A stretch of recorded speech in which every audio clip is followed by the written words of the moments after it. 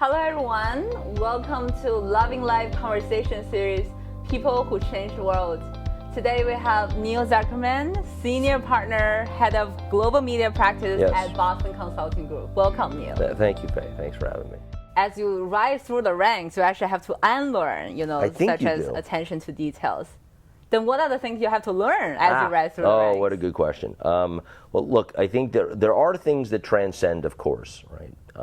For me, it is surprisingly shocking how, whether the business world, the political world is particularly, probably less so in other factors of the economy or professions, ethics is something you don't want to unlearn. You don't want to unlearn having integrity. I think that is one of the great things that comes out of most military people. What they say is what they mean. My word is my bond. Those are fundamental truths. And you're surprised sometimes when you learn about a bankruptcy. We just saw this FTX bankruptcy happen. And you look at that and you wonder why you're wondering. Like, doesn't it seem like an unsavory character who says everything's fine when actually the company's going to bankruptcy, and then all of a sudden hundreds of millions of dollars of currency disappear? And you wonder why people are not tied to an ethical clause. What is our goal?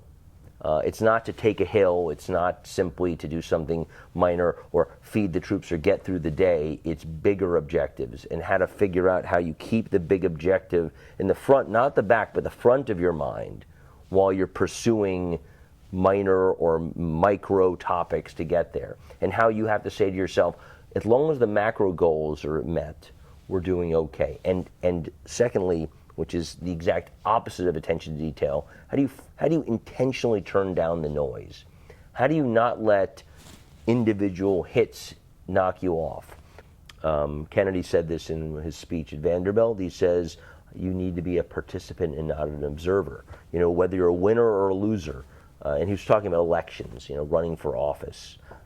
He says it's all about participation. And I tend to think that's sort of why we're all on this earth. I don't mean in an existential way, and I don't mean in a religious way. I mean, like, while we're all here, you might as well participate. That's right.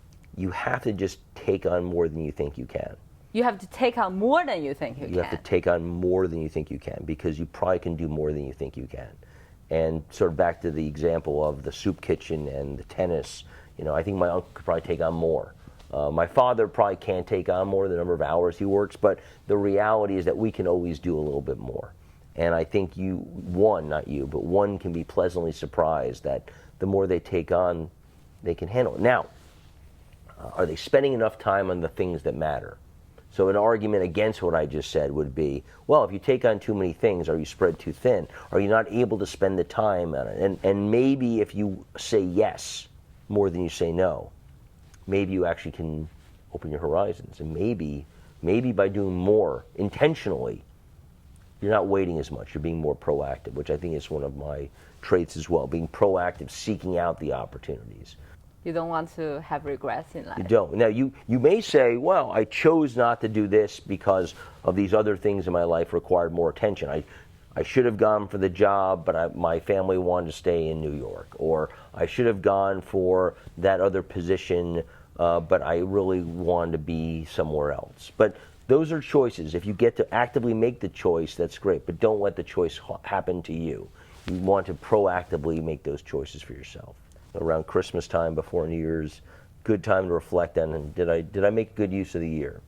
And a year is probably not even a fair amount of time, but we all require some reflection at some point, and it's as good a time as any when you're slowing down at work a little bit and more time with the family, and those conversations with oneself about how am I doing the right things are important, and we all must do it. So, did you make good use of your year? We're at the end of the year. Oh, it's a great question.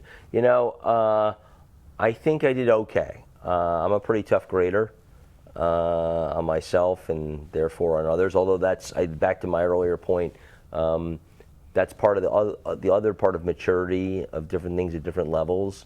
Probably better to be an easy grader the more senior you get, the older you get, because the benefits of motivation outweigh the benefits necessarily of correction. I think I'd say the ultimate value I hold is truth. I believe truth matters. I believe saying what you mean matters. I think what is real and factual matters. Without it, we don't have anything to stand on. Even when you read a great piece of fiction, right? So all the characters are made up necessarily and potentially. It has to speak to a truth about human nature. That's what makes great literature, is it speaks to a truth. Maybe a dark truth, but it's true. And that is absolutely the case when we're talking to our clients. That's absolutely the case when I'm talking to my kids. I believe in truth. They say, were you honest in your weights and measures? Were you honest in your weights and measures? Now that's a phrase that basically means if you're a merchant, weights and measures. If you weighed out a pound of sugar, was it a pound of sugar? It wasn't 0.99 pounds of sugar. It was a pound of sugar.